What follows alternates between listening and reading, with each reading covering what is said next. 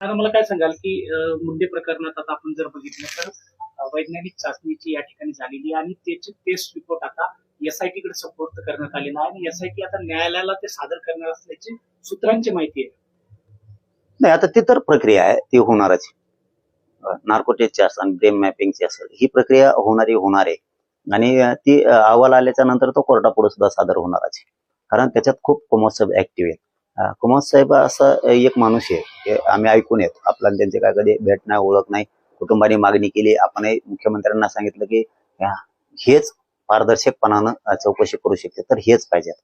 इतक्या समाजाला, म्हणजे सर्वसामान्य समाजाला महाराष्ट्रातल्या कुमार साहेबाबद्दलची एक माहिती आहे की हा माणूस पारदर्शक करतो, कोणाच्याही दबावाखाली येत नाही आणि न्यायाच्या पलीकडेच नेऊन ठेवतो, त्याशिवाय बसत नाही.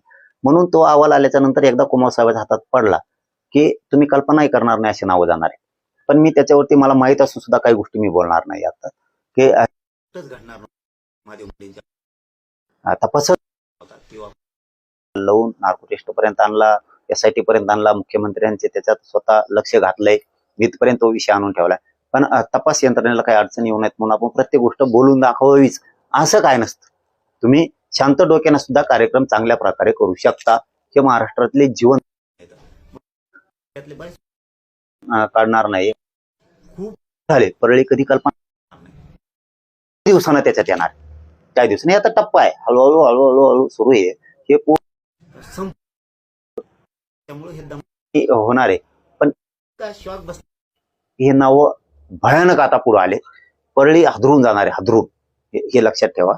महादेव मुंडेच्या प्रकरणात परळी पूर्ण हादरून जाणार. इतके मोठाले नाव त्याच्यात येणार आहे, फक्त त्याला दम लागणार आहे.